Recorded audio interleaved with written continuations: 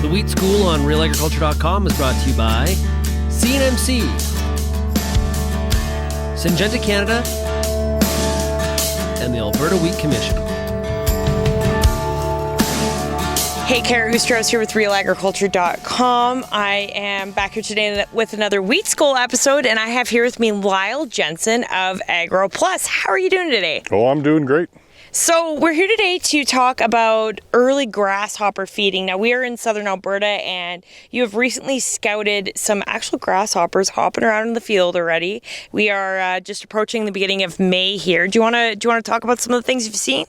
Yeah, there is a few adult grasshoppers around, although for the most part they are a kind of non-pest species that would not be really of any risk of causing economical damage unless the numbers are unusually high for some reason.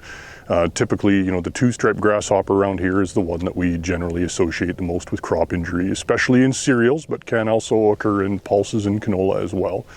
And right now, those are pretty much just in the egg stage. So I've gotten quite a few pictures from producers this week, as well as finding eggs myself in the seed row after the drill has disturbed the ground. And they'll kind of look like an off yellow grain of rice almost, and they're of course quite soft and squishy. And depending on when they hatch will kind of spell how much damage they could cause for the year. Temperature and moisture, of course, are going to be your determining factors for when those eggs will hatch. So right now it's still too early to say exactly when that is going to begin. Last spring they hatched fairly late in this area because of cold soil temperatures. So in a lot of cases the crop got a pretty good start on them. We didn't have a problem until kind of later in the season. So what sort of temperatures do they actually need to hatch? I believe it's 10 to 15 degrees would be where it would kind of start. Yeah.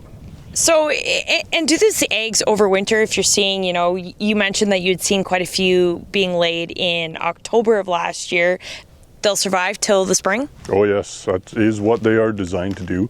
And because last year we didn't have a real killing frost event till the end of October, and even after that, some of the grasshoppers did survive. So the egg laying period went on for a very long time last fall. And do you just want to reiterate the importance of actually IDing your grasshopper? Because, like you said, the ones that you're seeing now aren't necessarily the ones that'll cause issues. Mm-hmm. Yeah, it is very important. For the most part, our grasshoppers are fairly distinctive, the ones that do cause economical damage. So if you see anything unusual, there's lots of great resources out there for identifying grasshoppers. I posted a picture of one on Twitter on Monday, and I believe it was identified in about 5 minutes flat. So there's definitely some people out there that are very good at identifying specific insects. And now when it comes to seeing these actual eggs on the ground or in the seed row, can anything be done about it at this point? Not a whole lot. No, there's as far as I know, there's nothing, no beneficial pest that you could economically apply to a field that would take care of it.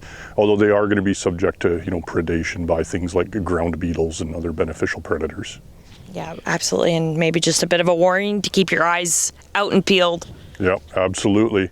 And they can, depending on the weather and the temperature, they can hatch quite early. Several years ago, out near, it would have been Coaldale, there was a field of barley that had an extremely heavy hatch of two-striped grasshoppers at about the two-leaf stage, so fairly early in the season.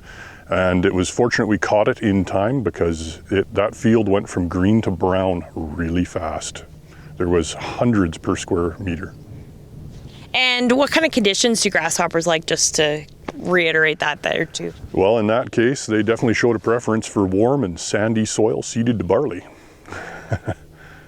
Grasshoppers seem to have best success laying eggs in sandier soil, and as well as, ditches, roadsides, and pasture lands. Like here behind us, there is some pasture land here along the coulee, and that is usually kind of a prime territory for grasshopper reproduction, depending on the species.